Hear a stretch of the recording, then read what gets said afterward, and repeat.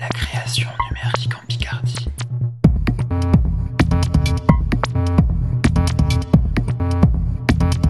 Bonjour et bienvenue dans votre nouvelle émission sur la création numérique en Picardie. Aujourd'hui, nous sommes dans la ville de Saint-Quentin, ville connue pour son art déco, mais aussi pour son célèbre peintre Quentin de la Tour. Il était notamment sur les billets de 50 francs, il fut un temps, si vous vous en souvenez encore. Mais ce n'est pas le sujet. Aujourd'hui, nous allons vous parler de deux ovnis de la création numérique en Picardie, François et Jérôme. Ils ont créé les studios Z Pictures. Disney et Pixar n'ont qu'à bien se tenir. On les rejoint tout de suite.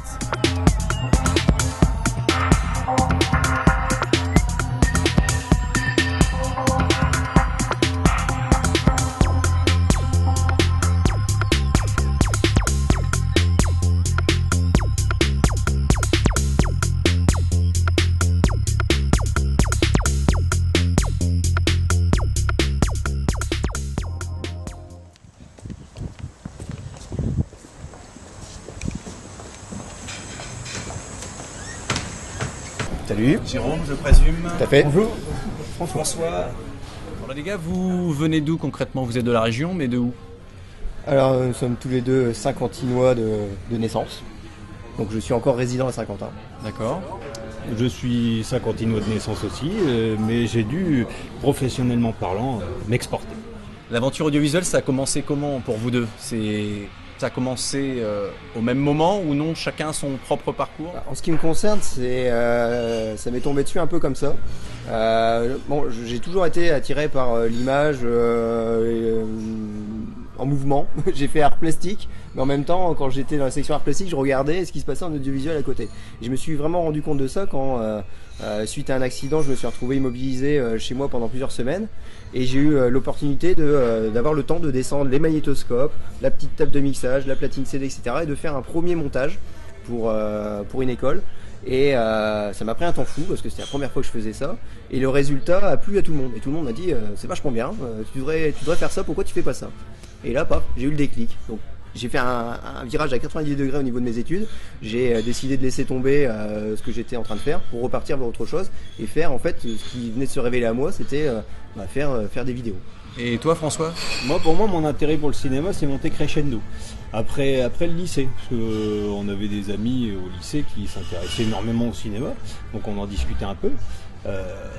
Après le lycée, j'ai eu l'occasion de voir plusieurs films. Et là, mon intérêt a monté, a grimpé pour le cinéma, et notamment pour le cinéma Z, le cinéma désargenté.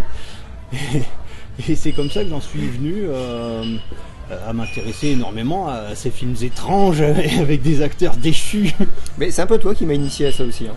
Moi, j'aimais plus ce film de gros bras de l'époque, les grosses stars. Stallone, machin, Schwarzenegger et compagnie. Et toi, t'es arrivé avec tes films tous arbres et j'ai accroché, quoi. Donc si je comprends bien, Z Pictures, ça vient de toi, François?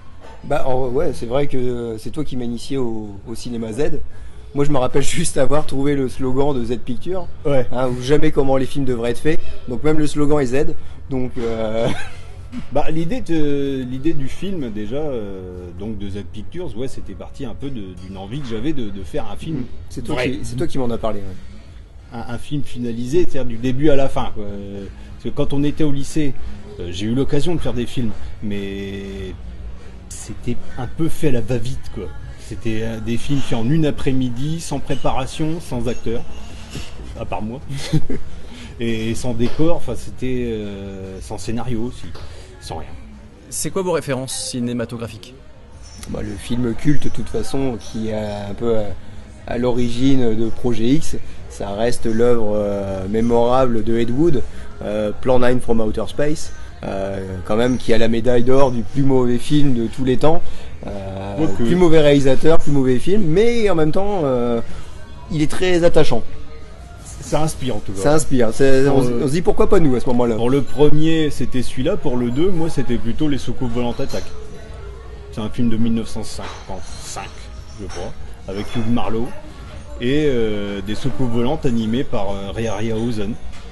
Le prince de la stop motion. Justement. Voilà, on en vient là. Il y a un moment où tu as dit que tu n'avais pas de caméra. Qu'est-ce que tu utilisais pour la stop motion? Avec une webcam. Une webcam. De bonne qualité, mais une webcam quand même. Et voilà McNuggets, nous avons accompli notre destin et sauvé la Terre. Vous avez un projet comme dans votre film Projet X de sauver le monde ou alors, mais alors il n'y a rien à carré quoi. Et je pense que c'est plus pour sauver les gens de l'ennui, plutôt que de les noyer dans une actualité sombre, leur offrir au moins 40 minutes d'évasion. Bah merci bien. Est-ce qu'il y a moyen de voir un petit peu vos accessoires, votre labo, 2-3 petites choses, c'est possible ou pas? Bien sûr, il n'y a aucun problème. De toute façon, on garde précieusement tout ce qui nous est utile et cher après le tournage. Hormis tout ce qui explose et qui brûle, tout est encore tout est disponible. Et comme on a encore des scènes à tourner pour finir notre deuxième projet, il n'y a aucun problème, on peut y aller. Ok, et ben on y va alors. C'est parti. C'est parti. Allez.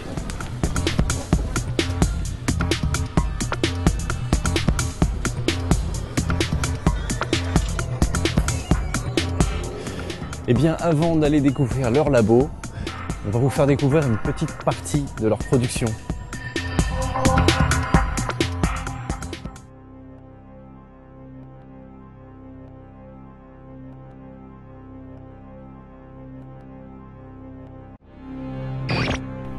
Fèche parle auprès des ici. Moi, je valais du béton, et au plus de tout. Garbez-vous que je des adamantios.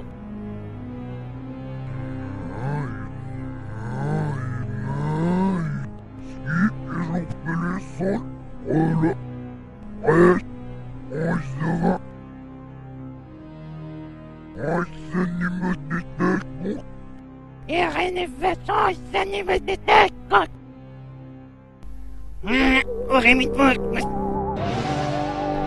Venons.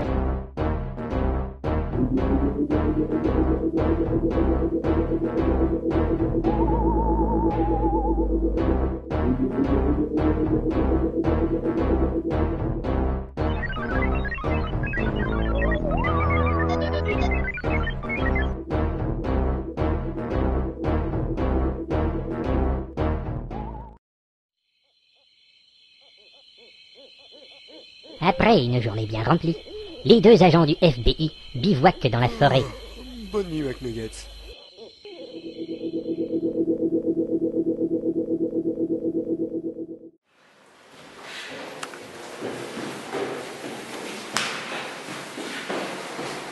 Devant des témoignages aussi catégoriques, le FBI, Fédéral Bureau d'investigation, dépêcha sur place deux de ses meilleurs agents. Bonjour, je suis bien au FBI, au bureau du FBI. Tout à fait. Vous n'avez pas été suivi? Je crois pas, non. Non, il y a personne, il y a que moi. Je vais vous montrer là.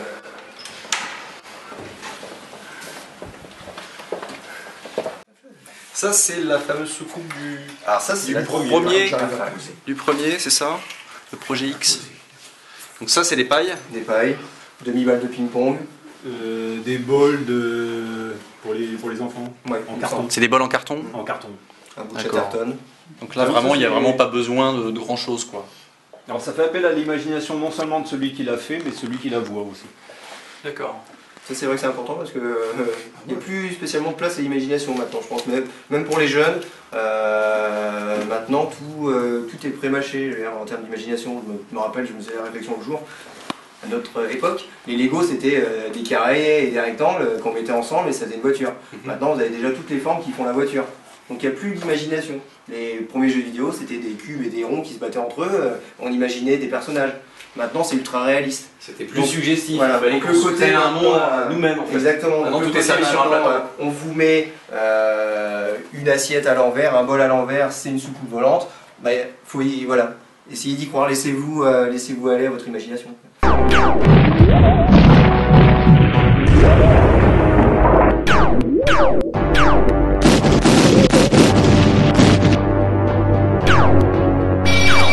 Pour rappeler un petit peu ce que c'est la stop motion, c'est une technique image par image, c'est ça? Ouais, l'animation image par image. On prend une image du personnage, on le bouge un petit peu, on reprend une image, on le bouge un petit peu, on reprend une image, ensuite on met le tout, on monte le tout en film, et puis là on a l'impression du mouvement.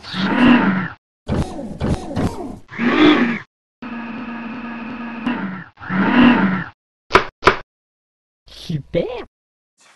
Voilà, c'est Gromit par Ouais, c'est exemple. Gromit complètement. Chicken Run. Ah ouais, Chicken Run, très Studio bien. Ward. Je me souviens même à l'époque, Paul Verhoeven avait utilisé un robot, Oui, le en D209. image par image, le D209 Ouais, dans ouais. Robocop. Oui, de toute façon, les quadripodes impériaux dans Star Wars. Ah oui, oui. Et puis, ce que tu disais, Ray Harryhausen avec par exemple Jason les Argonautes. Et tous ces grands classiques, hein, Choc des Titans. Choc des Titans, Ouais. voilà. Terminator 1 aussi. Oui, premier Une petite Terminator. période, Il y en en a un stop peu motion. à la fin quand il est en... En squelette. Quoi. Donc sans s'appeler Cameron ou autre, on peut quand même faire des trucs comme ça à la maison, comme on l'a vu tout à l'heure avec une webcam, avec un peu de pâte à modeler. Grâce aux webcams, grâce aux ordinateurs qui permettent un montage facile, oui, c'est possible et c'est même assez facile à faire. D'accord. C'est consommateur de temps, mais c'est facile. Donc, Oui. dans les années 90, Jérôme, tu nous disais tout à l'heure que tu avais commencé avec une petite caméra. Alors, Est-ce que c'est celle qu'on voit là alors, ou- ça, c'est ma première caméra DV. Donc, dans les années 90, c'était avec une caméra H8. D'accord. Avant le numérique. Donc là, celle-là, c'est celle que j'ai eue en 2003. T'as combien 2003. Fin 2002. Fin 2002, Décembre voilà. 2002. Et c'est ce qui a donné le déclic du maintenant on va pouvoir faire quelque chose. On a la possibilité de monter facilement avec les logiciels sur le net. Sur ordinateur, je dis sur le net, pas forcément. Et donc c'est ce qui nous a servi à faire Projet X. Et on continue à tourner avec celle-là, même si maintenant on a des caméras de bien meilleure qualité. On continue avec celle-là parce qu'il y a un petit grain, il y a un petit quelque chose Qui vous plaît bien. qui nous plaît et qui colle parfaitement à l'esprit de nos productions, quoi. On pourrait avoir une caméra Full HD et compagnie, mais ça ne nous intéresse pas. On veut garder le format 4 tiers et le côté un peu granuleux, quoi. D'accord. Donc ça d'occasion maintenant, on peut s'en procurer partout des petites caméras comme ça. Oh, exactement. Ouais, ça, y a Donc c'est pareil, on peut en avoir pour pas très cher, c'est pas très onéreux. budget limité aussi. Budget limité, ouais. Pas de problème.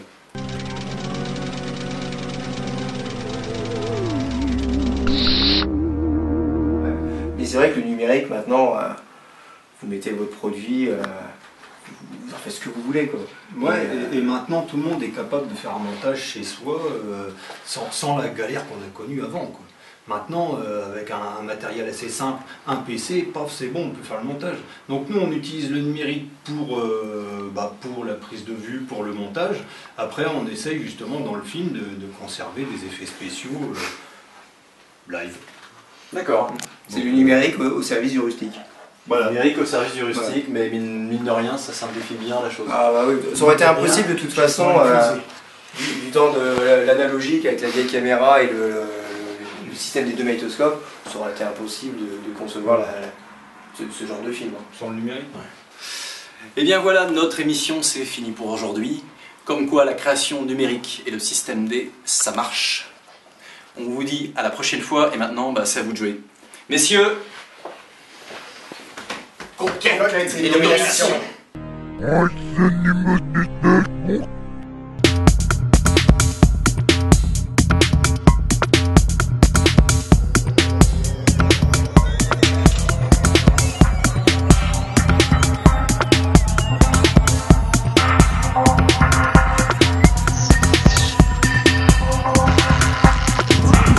C'est sympa, hein, ça fait penser un petit peu aux jeux vidéo.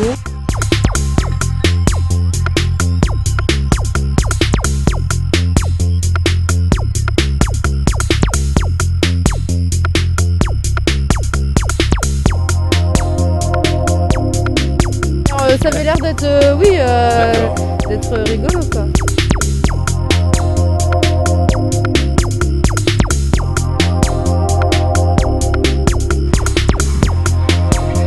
Yes.